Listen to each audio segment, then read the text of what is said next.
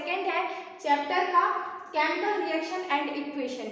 इसके पहले वाले लेक्चर में हमने फिजिकल चेंज क्या होता है, केमिकल चेंज क्या होता है, केमिकल रिएक्शंस क्या होते हैं, केमिकल इक्वेशंस क्या होते हैं, ये पूरा पढ़ा है। फिर हमने इसमें पढ़ा था कि जो इक्वेशंस होते हैं, केमिकल इक्वेशन होते हैं, वो दो तरह के होते हैं, balanced chemical equation and unbalanced chemical equation. और हमने उस पर रीजन भी देखा था कि जो अनबैलेंस्ड केमिकल इक्वेशन होते हैं हमें उन्हें बैलेंस्ड क्यों करना पड़ता है। ठीक है, तो यहाँ पे वही मैंने लिखा है कि balanced chemical equation. Balanced chemical equation का क्या एग्जांपल है, जिंक प्लस H2SO4 क्या है, सल्फ्यूरिक एसिड।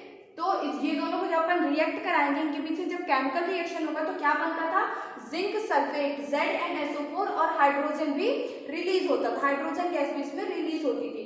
तो इस पे अपन देख रहे हैं कि ये जो रिएक्टेंट साइड है इसमें जिंक कितना है, 1 है, हाइड्रोजन कितना है, 2 है, और ऑक्सीजन कितना है, 4 है, सल्फर कितना है, 1 है। और यहाँ पे प्रोडक्ट साइड पे अपन देख रहे हैं जिंक कितना है, 1 है, और हाइड्रोजन भी कितना है, 2 है, और सल्फर कितना है, 1 है, और ऑक्सीजन कितना है, 4 है। तो यहाँ पे हम देख रहे हैं कि जो नंबर है जिंक यहाँ भी 1, रिएक्टेंट साइड पे भी 1 है और प्रोडक्ट साइड पे भी 1 है। जो ऑक्सीजन है वो रिएक्टेंट साइड पे भी 4 है और प्रोडक्ट साइड पे भी 4 है।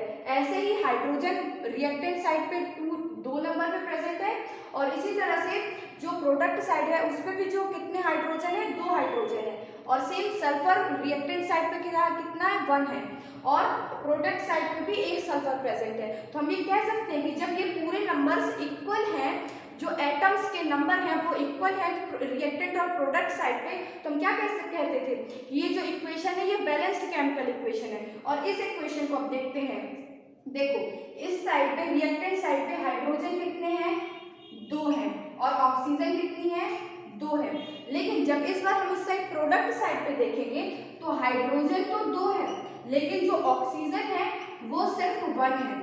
तो यहाँ पे नंबर्स इक्वल नहीं है, एटम के नंबर जो है वो इक्वल नहीं है, इसीलिए हम यहाँ पे कहते थे कि ये जो इक्वेशन है ये कौन सी इक्वेशन है, अनबैलेंस्ड केमिकल इक्वेशन।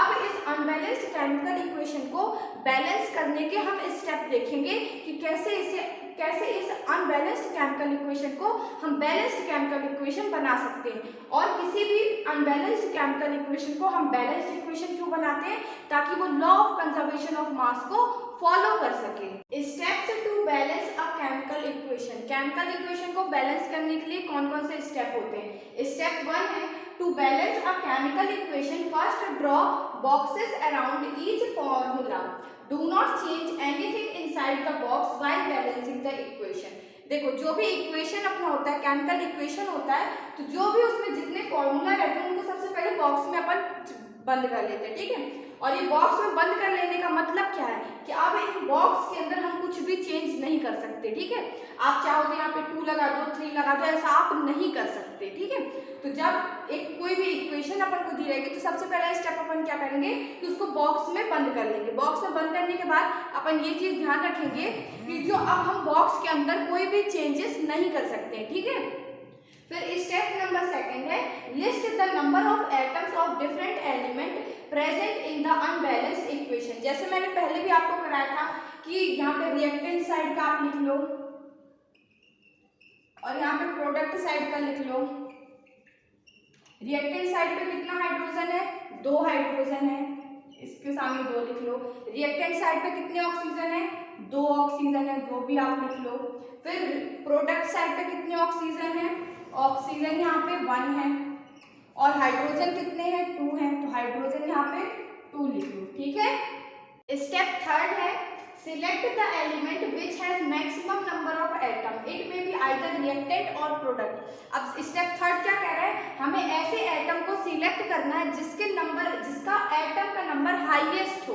तो देखो यहाँ पे क्या है, हाइड्रोजन तो सेम है, लेकिन यहाँ पे रिएक्टेंट में ऑक्सीजन का नंबर ज्यादा है। ठीक है, और यहाँ पे प्रोडक्ट में ऑक्सीजन का नंबर कम है, तो हम किसको सिलेक्ट करेंगे, हमें ये फर्क नहीं पड़ता कि वो रिएक्टेंट साइड से ले या प्रोडक्ट साइड से ले, लिखा भी हुआ है इसमें भी आइदर रिएक्टेंट और प्रोडक्ट। हमें इससे फर्क नहीं पड़ता कि हम रिएक्टेंट ले रहे हैं या प्रोडक्ट ले रहे हैं, बट फर्क इससे पड़ता है कि वो मैक्सिमम नंबर होना चाहिए। अब देखो यहाँ पे हाइड्रोजन तो सेम है, तो हम हाइड्रोजन तो लेंगे नहीं। अब यहाँ पे देखो डब्बे के अंदर अपन को कोई भी चेंज नहीं करना है, ये बात याद रखना।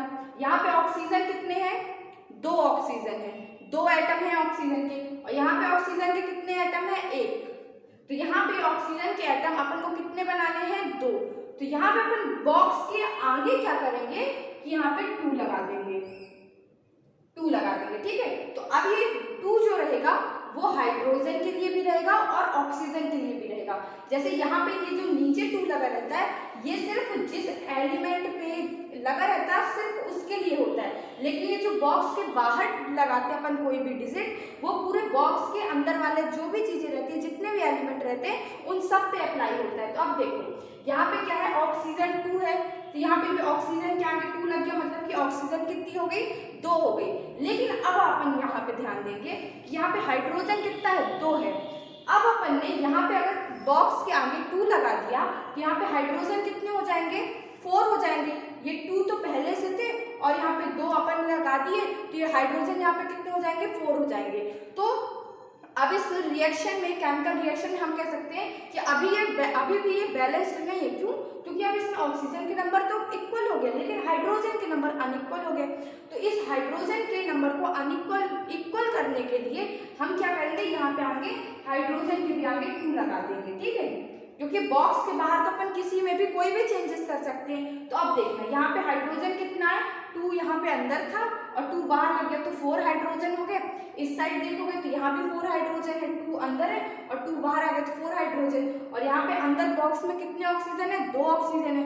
और यहाँ पे भी एक ये ऑक्सीजन था और यहाँ पे अपन डबल कर दिए, तो ये 2 ऑक्सीजन हो जाएगा, है ना।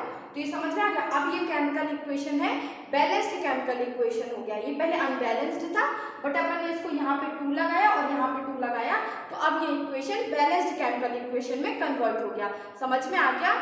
और ये जो यहाँ पे 4th स्टेप मैंने लिखा है, pick out the next element which is not balanced. अब देखो यहाँ पे तो ये बहुत छोटा केमिकल इक्वेशन था, इसलिए अपन इसको इजीली बैलेंस्ड कर लिए। लेकिन कई बार ऐसे बड़े बड़े इक्वेशंस आएंगे जिसमें अपन को एक एलिमेंट को बैलेंस करने के बाद दूसरे एलिमेंट से बैलेंस करना पड़ेगा, ठीक है। तो मैं आगे एग्जांपल्स लेके आपको समझाती हूँ ये चीज। यहाँ पे देखो नेक्स्ट इक्वेशन गिवन है, लिखा क्या है? Barium chloride plus aluminium sulphate is equal to barium sulphate plus aluminium chloride. यहाँ पे बेरियम क्लोराइड और एल्युमिनियम सल्फेट क्या है? रिएक्टेंट है, और यहाँ पे बेरियम सल्फेट और एल्युमिनियम क्लोराइड क्या है? प्रोडक्ट है हमारा। अब सबसे पहले आपको यहाँ पे बेरियम क्लोराइड का फॉर्मूला पता होना चाहिए ना। तो बेरियम क्लोराइड का अपन क्या फॉर्मूला होता है? BaCl2। फिर इसके बाद एल्युमिनियम सल्फेट का क्या फॉर्मूला होता है? Al2, फिर इन ब्रैकेट SO4 और ये 3। और ये प्रीवियस वीडियो के पहले वाले वीडियो में मैंने बताया, जहाँ पे मैंने बेसिक डाल रखा है, वो बेसिक वाले वीडियो में आप इसको अच्छे से समझ सकते हो। क्योंकि जब तक आपको इसके फॉर्मूले लिखने नहीं आएंगे तब तक आप इसको बैलेंस कहाँ से करोगे? पहले तो आपको अपन को फॉर्मूला पता होना चाहिए, पूरा इक्वेशन पता होना चाहिए, है ना। तो सबसे पहले आप ये सब फॉर्मूलेज ये कैसे बनाते हैं, ये बेसिक वाले वीडियो से आप पहले सीख लो अच्छे से, ठीक है। बार बार उसी चीज को प्रैक्टिस करो जिससे आपको इसमें कोई भी कंफ्यूजन ना रहे। क्लियर है? तो फिर मैं आगे बता रही हूँ। देखो बेरियम सल्फेट का क्या फॉर्मूला होता है? BaSO4। बेरियम सल्फेट का क्या होता है? BaSO4। फिर एल्युमिनियम क्लोराइड का क्या होता है?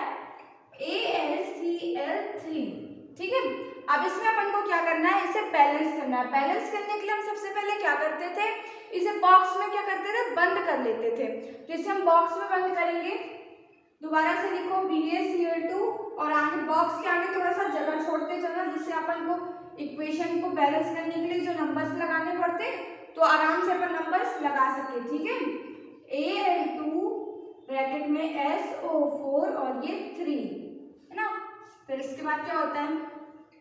BaSO4, इसे भी ब्रैकेट में बंद करो, सॉरी बॉक्स में बंद करो।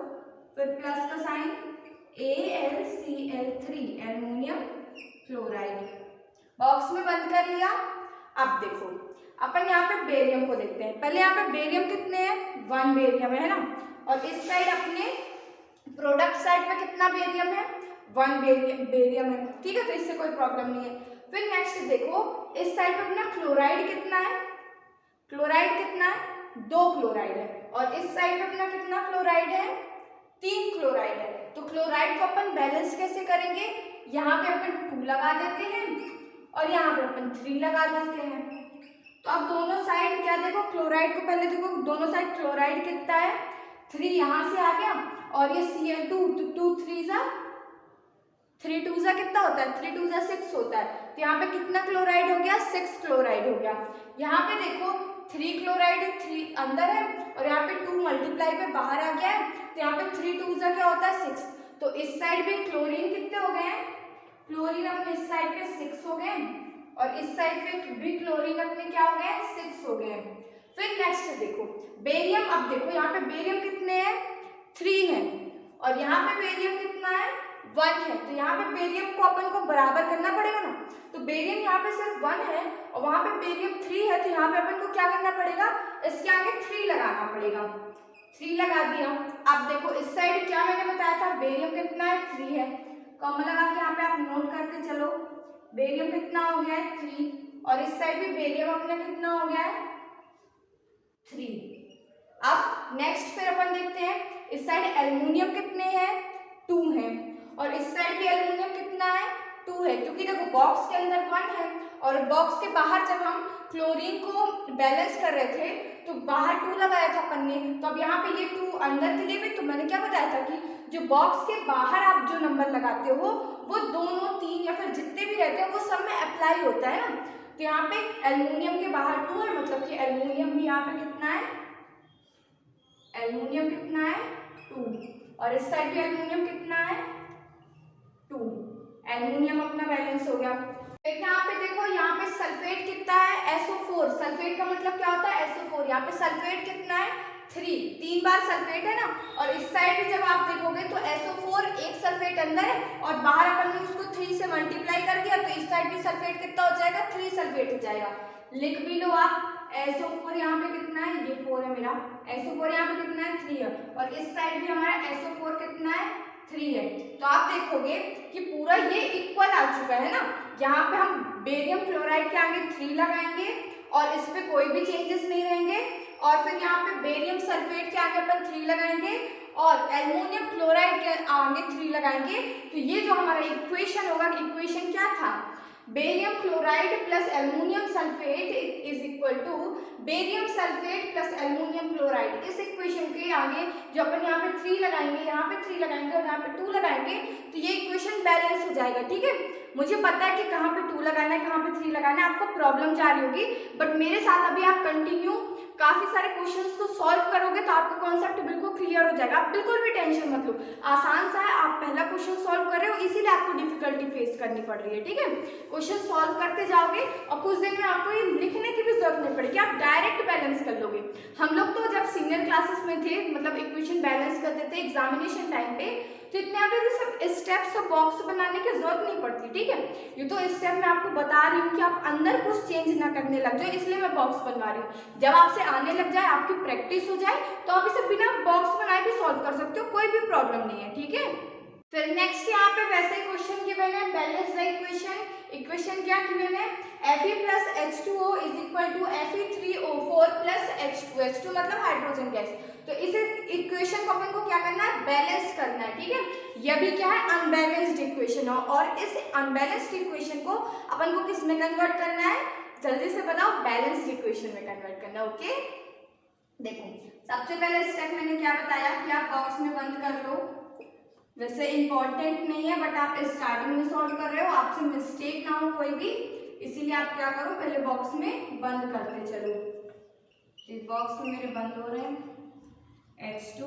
ठीक है, यहाँ पे देखो आयरन, Fe का मतलब क्या होता है आयरन। आयरन यहाँ पे कितना है, यहाँ पे तो 1 है बट यहाँ पे 3 है ना।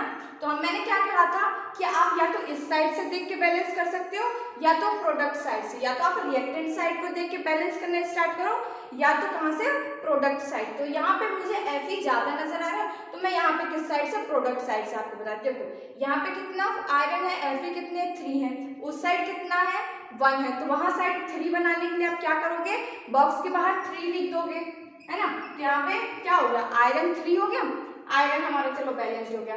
फिर यहाँ पे देखो हमारे पास कितनी ऑक्सीजन है, ऑक्सीजन कितनी है O4, मतलब कि 4 ऑक्सीजन है। बट यहाँ पे देखो तो कितनी ऑक्सीजन है, सिर्फ 1 ऑक्सीजन है। तो इस ऑक्सीजन को 4 ऑक्सीजन बनाने के लिए आप क्या करोगे, इसके बाहर 4 से मल्टीप्लाई कर दोगे, तो यहाँ पे 4 लिख दिया।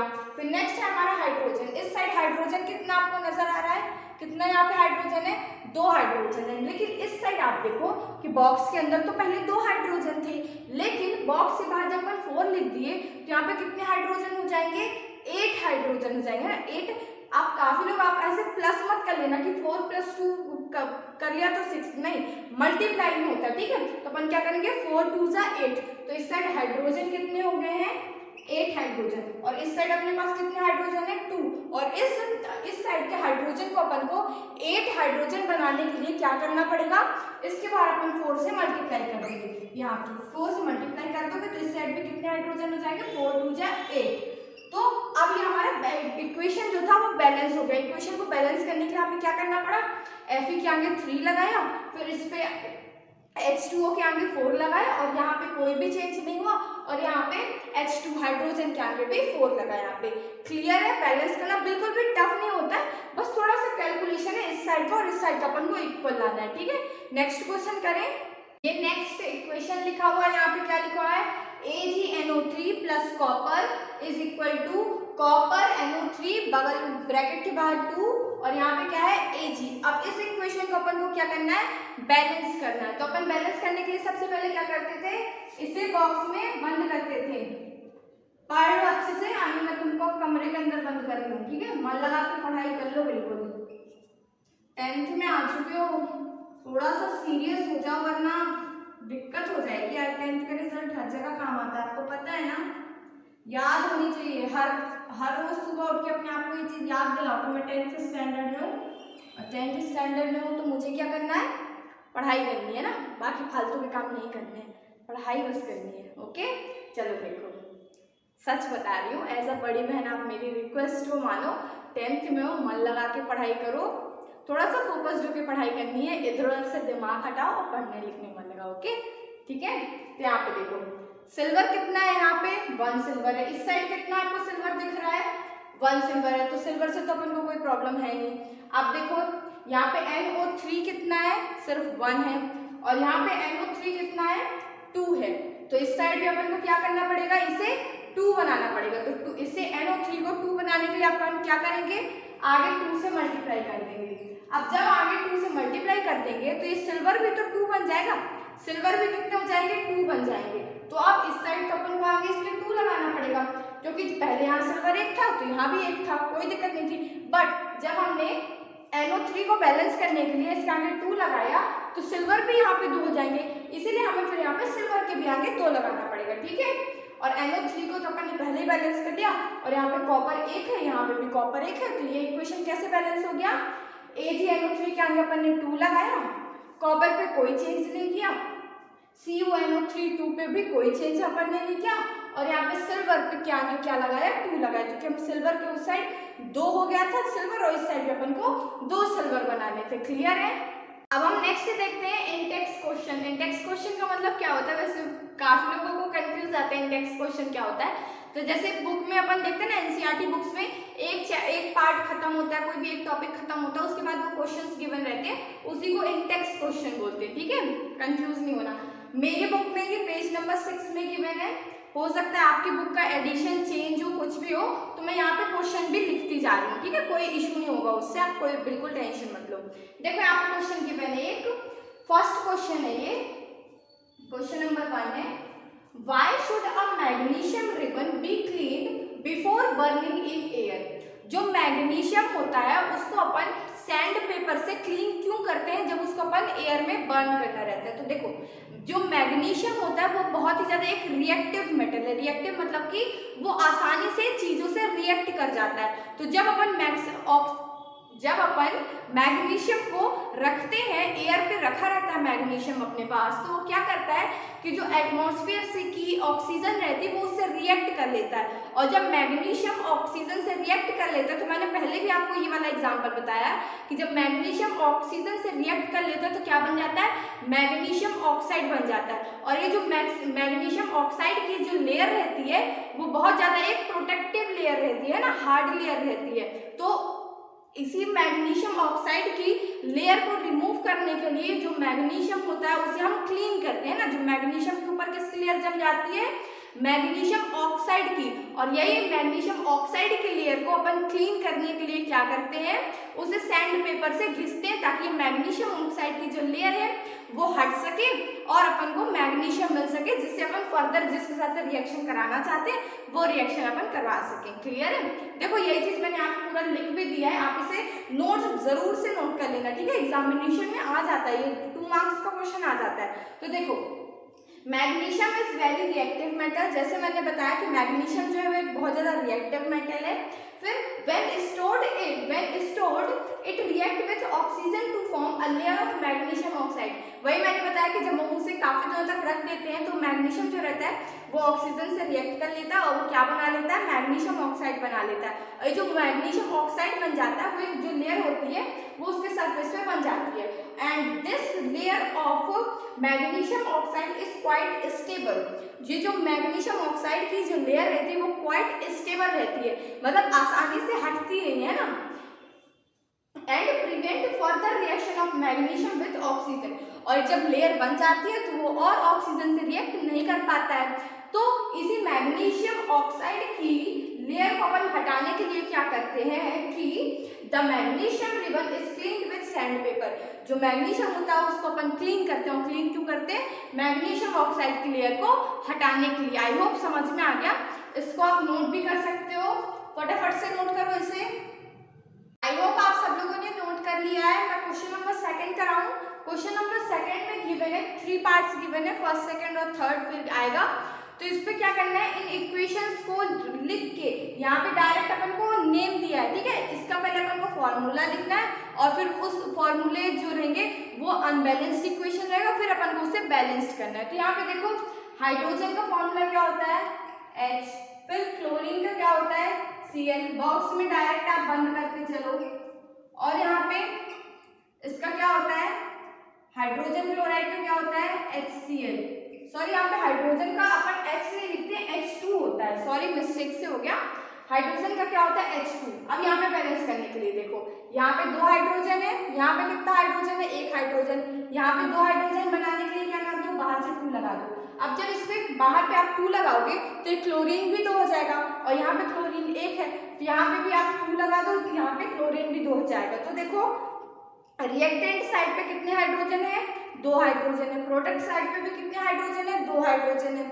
और फिर रिएक्टेंट साइड पे कितने क्लोरीन है, 2 क्लोरीन है। और प्रोडक्ट साइड पे भी कितने क्लोरीन है, 2 क्लोरीन है। सो ये इक्वेशन बैलेंस हो गई हमारी। फिर नेक्स्ट देखो क्या गिवन है यहाँ पे, barium chloride plus aluminium sulphate is equal to barium sulphate plus aluminium chloride. ये तो वही रिपीट वाला क्वेश्चन आ गया, मैंने अभी जस्ट सॉल्व कराया है, आप लोगों से बन जाना चाहिए ये क्वेश्चन। फिर भी अब यहाँ पे लिख लिया मैंने तो मैं इसको सॉल्व करके आपको बता देती हूँ, ठीक है? वहां जिसको नहीं समझ में आया होगा एक बार फिर से समझ लो। बेरियम क्लोराइड का क्या होता है, BaCl2। एल्युमिनियम सल्फेट का क्या होता है, Al2SO4 और ये फिर 3 है ना, ये हो गया। फिर इसके बाद मैंने पहले भी बताया कि जिसे ये फॉर्मूले नहीं बनाने आते, बेसिक वाला लेक्चर आप देख सकते हो, ठीक है? उसमें मैंने बहुत अच्छे से बताया है। फिर बेरियम सल्फेट का क्या होता है, BaSO4 और फिर नेक्स्ट क्या लिखा अपना, एल्युमिनियम क्लोराइड। एल्युमिनियम क्लोराइड का AlCl3 हो जाता है।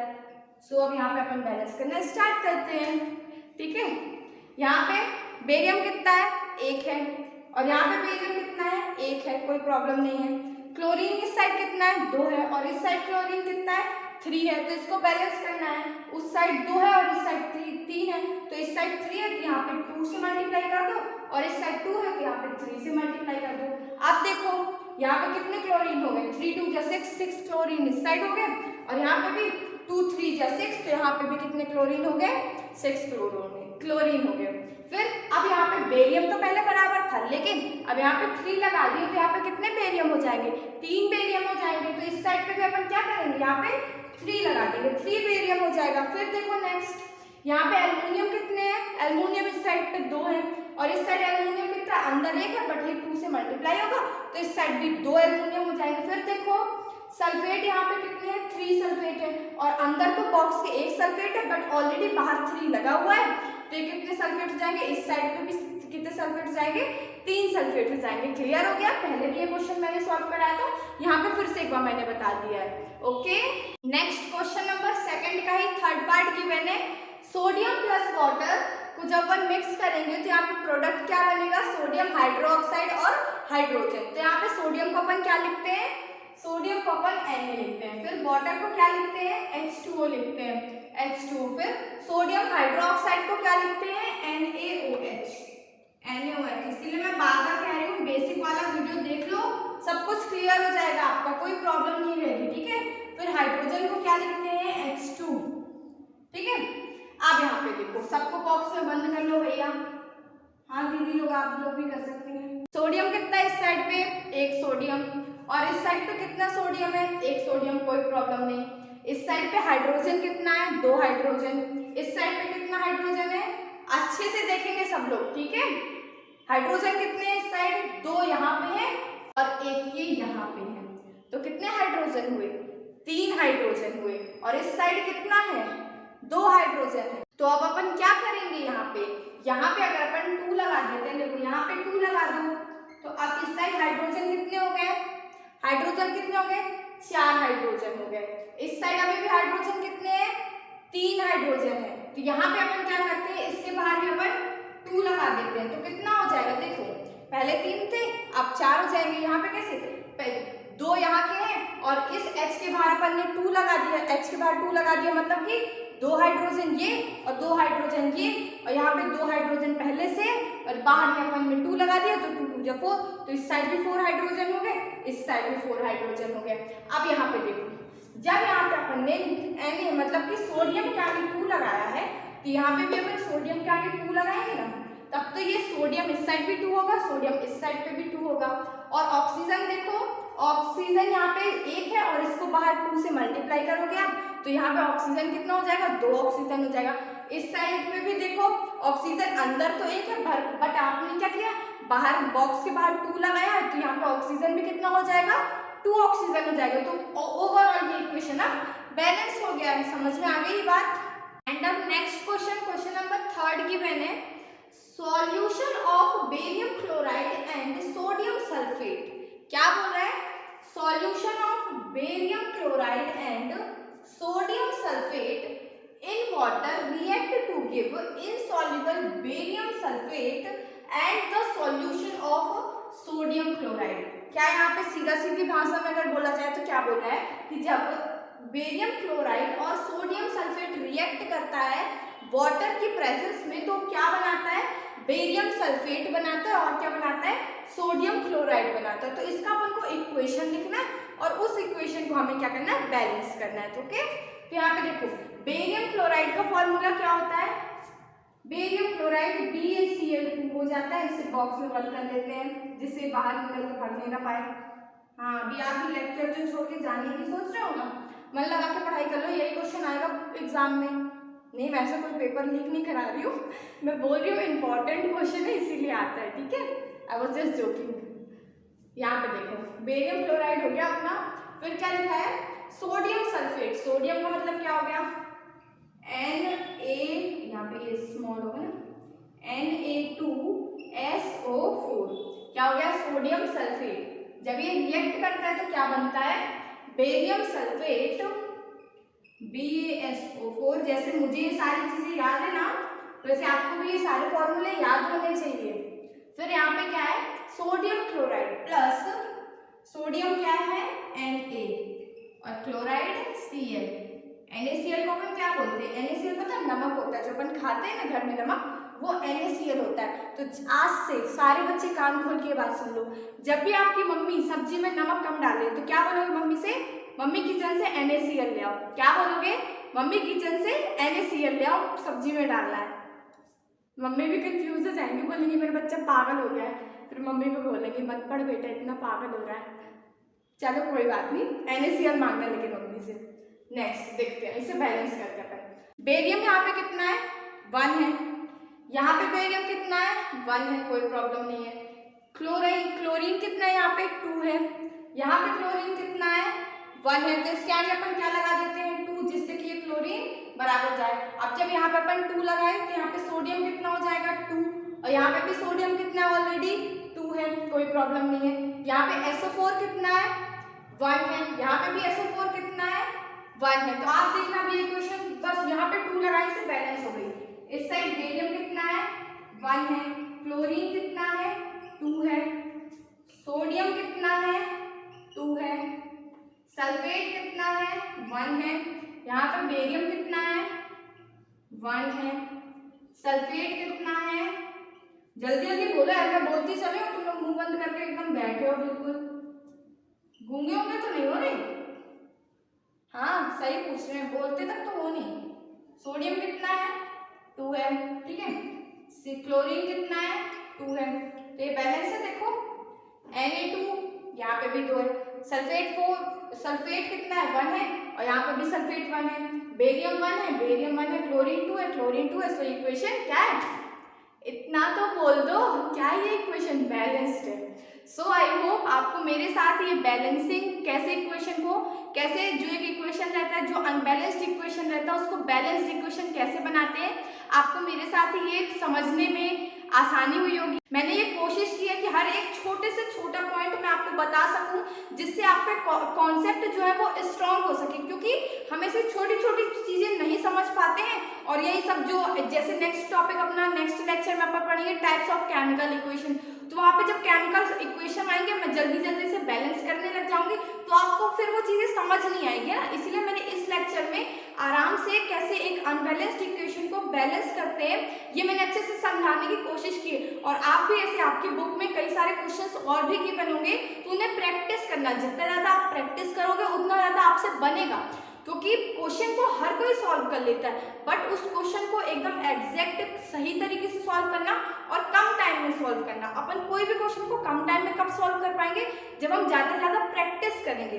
सो ज्यादा से ज्यादा आपको क्वेश्चन प्रैक्टिस करने हैं। यहाँ पे जो भी बैलेंसिंग का कॉन्सेप्ट था वो मैंने आपको पूरा क्लियर कर दिया है, और उसके साथ ही साथ मैंने इंडेक्स क्वेश्चन सॉल्व कराए हैं, और उसके पहले भी मैंने बैलेंसिंग के 3-4 क्वेश्चन और सॉल्व करा दिए, जिससे आपको कोई भी डाउट नहीं रहे। अगर आपका फिर भी कोई डाउट रहा है तो आप मुझसे डेफिनेटली पूछ सकते हो, मैं डेफिनेटली उसका आंसर करूंगी। So if you like the video, hit the like button, subscribe to my channel Supriya Tamkar, and do share this video with your friend. Thank you so much.